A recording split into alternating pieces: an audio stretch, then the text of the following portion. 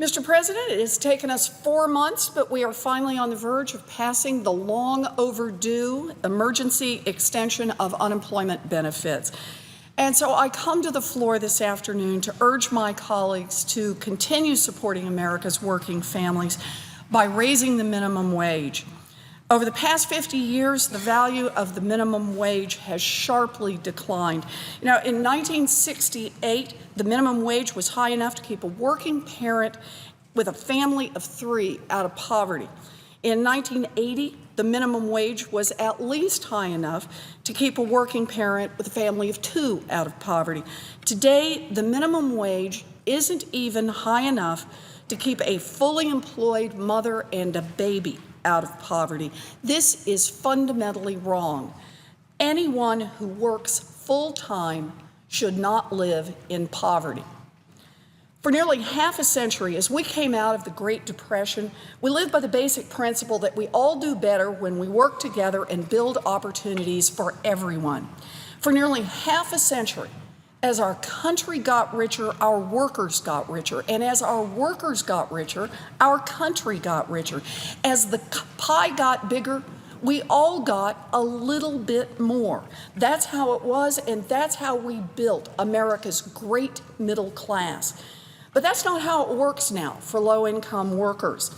Dr. Aaron Dubay of the University of Massachusetts has explained that if the minimum wage had kept up with increases in productivity, it would be $22 an hour today. But it didn't keep up. So today, while corporate profits soar, millions of hardworking moms and dads are left behind, working full-time and still living in poverty. Democrats aren't proposing to increase the minimum wage to $22 an hour. Our proposal is much more modest, a raise to $10.10 an hour. Modest by comparison, that is. But for at least 14 million children who depend on a parent whose wages would go up as a result of this legislation, this increase will make their lives a whole lot more secure. This bill is about the lives of minimum wage workers, but it is also about every taxpayer in America and about the corporate welfare that taxpayers are forced to dole out when these companies pay poverty-level wages. More than half of low-wage working families participate in government assistance programs for food, for health care, and for other expenses.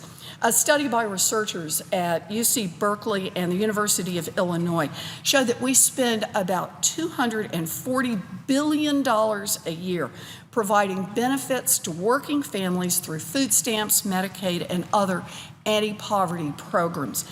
When big companies pay poverty-level wages and then count on the government to cover basic expenses for their employees, they get a boost from every American taxpayer who helps pick up the ticket for food stamps and Medicaid.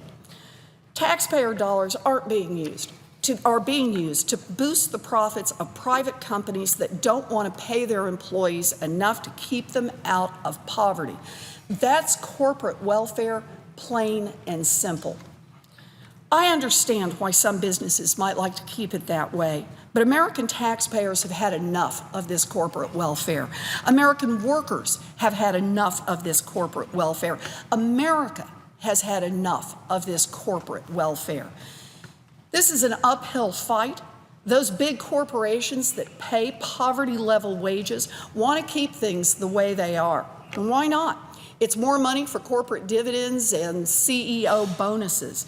So those companies hire armies of lobbyists and lawyers who lean on Washington politicians to keep things exactly the way they are. Minimum wage workers don't have an army of lobbyists and lawyers, and American taxpayers don't either. But Congress doesn't work for those big companies. We work for the workers and the taxpayers and the voters who sent us here. It's time to call out this corporate welfare for what it is, and it's time to fight back. It's been 7 years since Congress last increased the minimum wage. Senator Ted Kennedy led that fight, and I'm proud to carry that fight forward today. It's time to honor work again. Time to honor the people who get up every day and bust their tails to try to build a life for themselves and their children. It is time to increase the minimum wage. Thank you, Mr. President. I yield, and I suggest the absence of a quorum.